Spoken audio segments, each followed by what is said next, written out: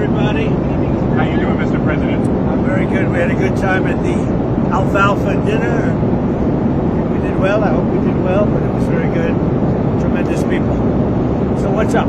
Sir, could you give us an update on where your thinking is right now with Iran, if you have made a final decision on what you want to do? I mean, I certainly can't tell you that, but we do have very big, powerful ships heading in that direction, as you know.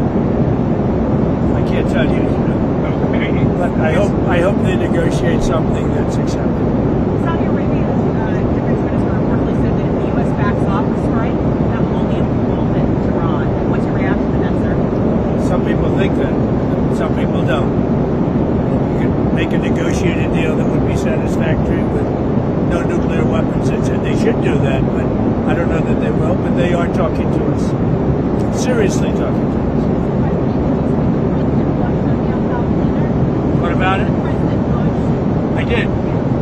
Share what you talked about. Well, I met with Jeb Bush. I was on Jeb. I think you mean Jeb. Okay. No, I introduced him. Nice. He's a good fellow. And he's been very nice to me the last 6 months. I don't know what happened, but he was very nice. We had a good time. Mr. President, on your Fed nominee, Kevin Warsh, why are you willing to wait for Senator Tom Tillis to leave the Senate, essentially, until, if you have to, if Senator For Tillis, I didn't say I wouldn't wait, but I mean, he's leaving the Senate for a reason, because what he asked for didn't get done.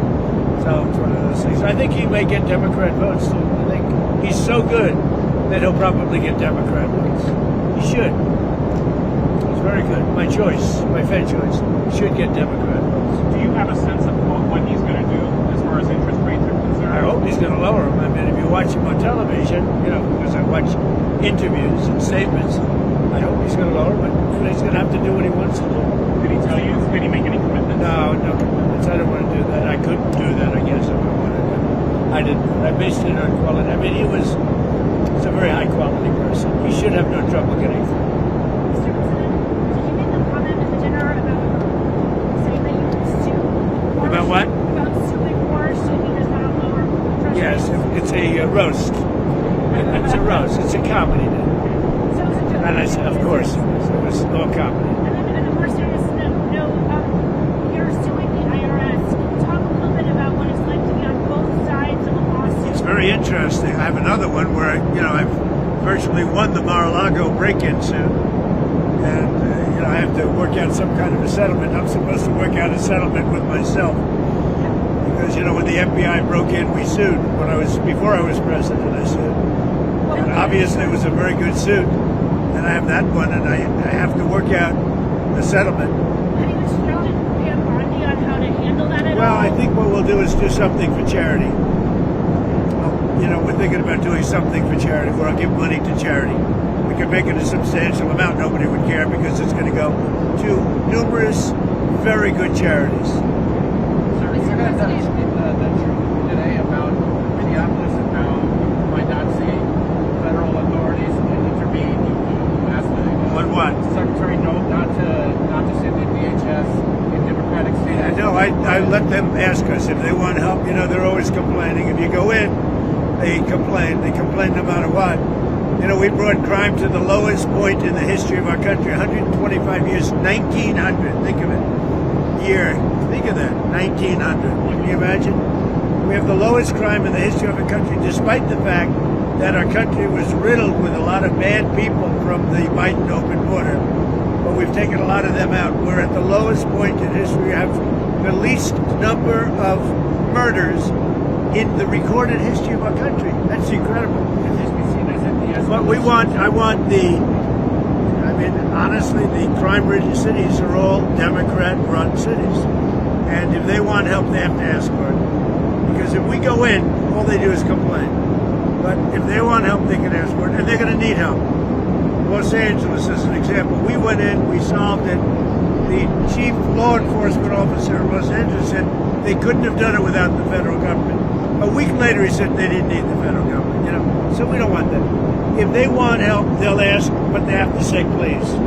On DHS last funding, sir, the Democrats have made 3 demands. They say they want no roving patrols, they want established rules for use of force, and they want masks off. And Well, we'll talk about it. It's not appropriate yet. We have to let a little time go by, but we'll talk about it. But you know, we want. I got elected for law enforcement, with the border, for the economy, things I've done a great job with. I mean, when you have the lowest crime rate in the history of our country, recorded in 125 years, to be exact.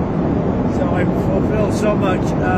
We'll have to talk about that over the next 3 more days. Sir, Mr. President, what did you think of the latest release of Epstein files, and do you think your critics will be satisfied with? Well, they should be, because it looked like this guy Wolf, who's a writer, was conspiring with Epstein to do harm to me. And I didn't see it myself, but I was told by some very important people that not only does it absolve me, it's the opposite of what people were hoping, you know, the radical left. That Wolf, who's a third-rate writer, was conspiring with Jeffrey Epstein to hurt me, politically or otherwise, and that came through loud and clear. So we'll probably sue Wolf on that. Did you have any And maybe the Epstein estate, I guess. I don't know, but we're going to certainly sue You Wolf. want to sue the Epstein estate? Well, you may, I guess so, because he was conspiring with Wolf to do harm to me politically. That's not a friend. on your plan for Venezuela oil, sir? You okay down there? You okay? I don't want to let on top of him. You said that the profits will be split with the U.S. and Venezuela both benefiting. What's Venezuela's share of the oil profits going to be? Well, we haven't discussed that, but we're getting along very well with the leadership of Venezuela. They're doing a really good job.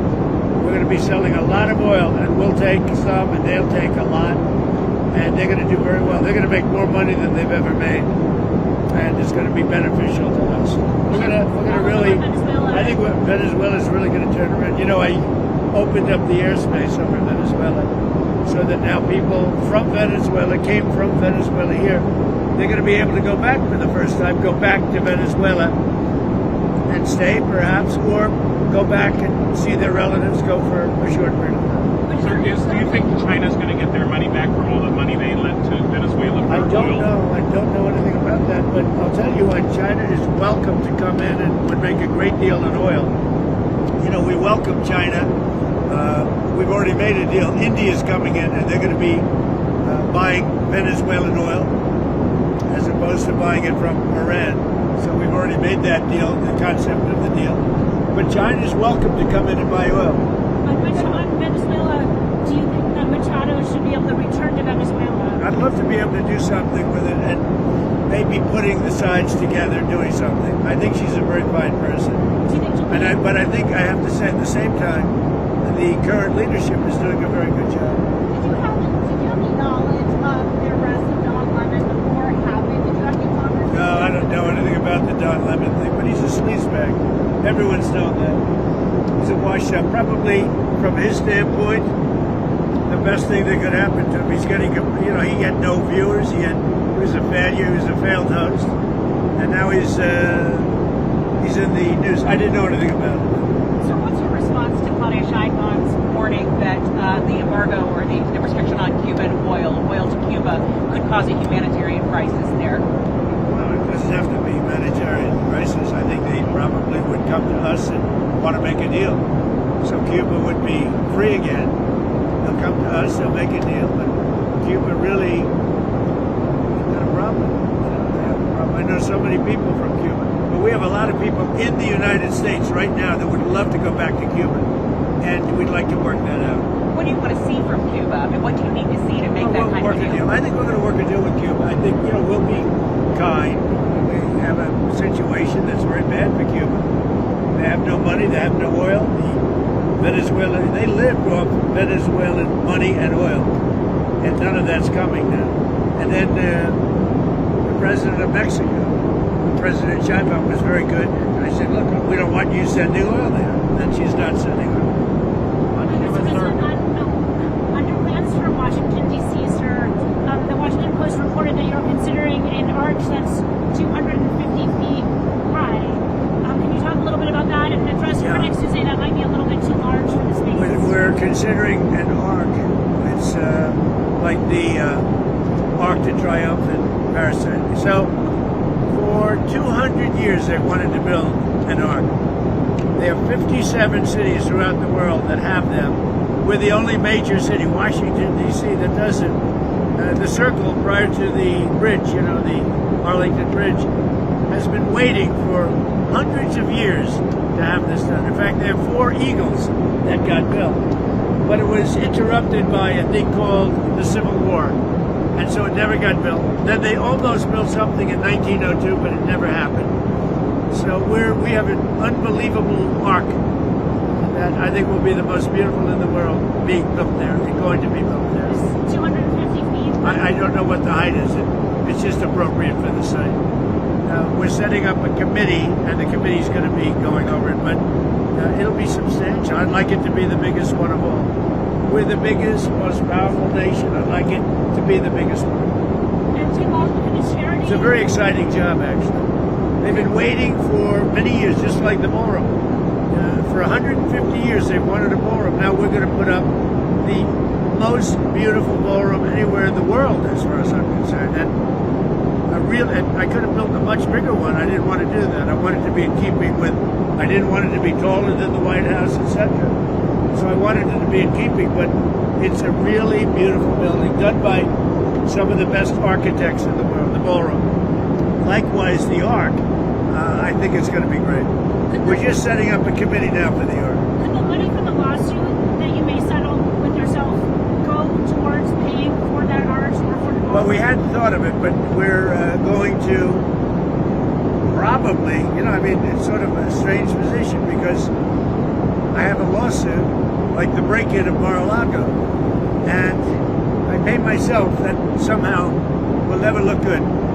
So what I had and other people, a lot of outside people said, what a great idea. Because nobody cares how much if it goes to good charities. So you settle by giving charities a lot of money. And I think we're going to do something like that. We're looking to do something like Will that. charity be to pay for the ballroom and for the arch? No, I don't think either of those two. I'm talking about American Cancer Society. A lot of I think they should be probably established charities. On a answer, you had I would say established and respected charities.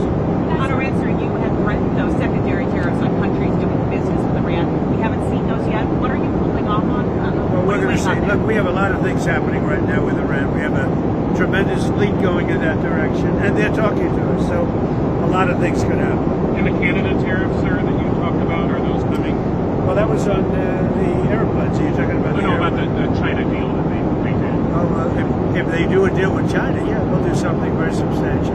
Because we can look. I have a great relationship with China, President Xi, but we don't want China to take over Canada. And if they make the deal that he's looking to make, China will take over Canada.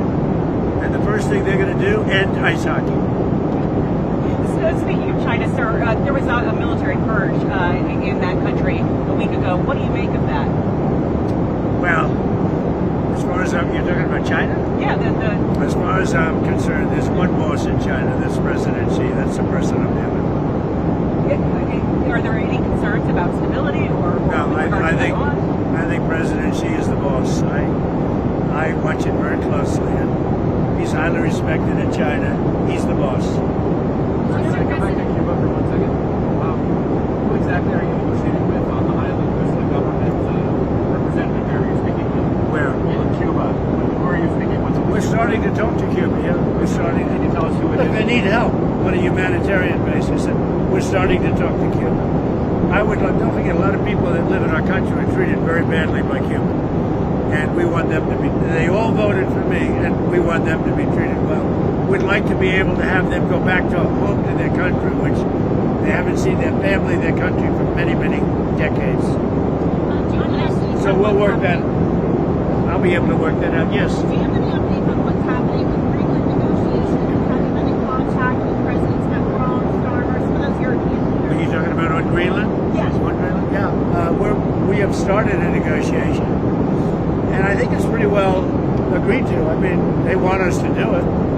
I think it's going to be a good deal for everybody. A very important deal. Actually, from a national security point of view, very, very important deal. I think we're going to make a deal there. Mr. President, back to your post on ICE protests, what did you mean when you said people will suffer an equal or greater consequence? If they do anything bad to our people, they will have to suffer. I'm sorry.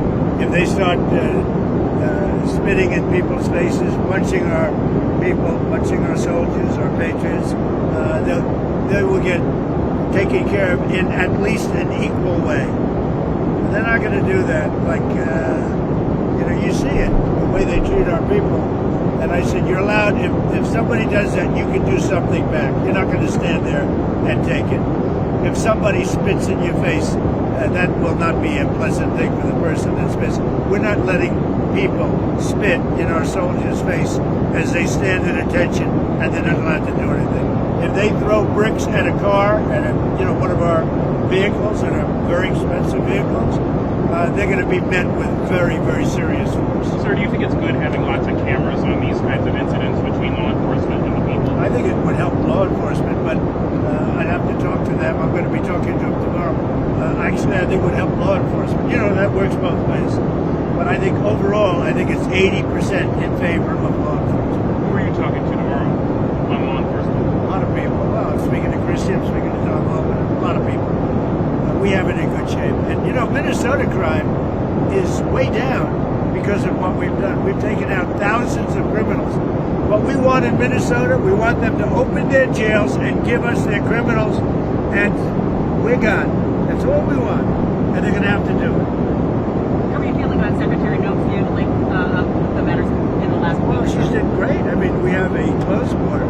We've taken out thousands and thousands of killers and murderers and everything else, removed them from our country by the tens of thousands, and we have the crime rate that's the lowest in history. I didn't do the crime rate stats. It just came out yesterday that we have the lowest crime rate in the history of our country. So how's she doing? I think she's doing well. And she's a good person. She works hard. Tom Homan is a star. He's incredible. I mean, the guy's incredible. He's got an unbelievable, he's tough, and yet everybody likes him, both sides. So he's been great. But he said to me just tonight, he said, look, they've got to open up their prisons and give us their criminals and their murderers and their drug lords, and we'll take care of them. And that's why crime is down in Minnesota, not because of anything they did, it's because of what we did. Same thing in Chicago. We have crime down in Chicago, and most people don't even know we're there, but we're there doing a good job. We have crime down all over the nation. Thank you very much, everybody. Thank you, sir. That's a very dangerous shot he's got. It's tight quarters. That's the worst. That's got to be the worst shot. I don't know. That's all right. Have a good time. Thank you, sir. Thank you, sir.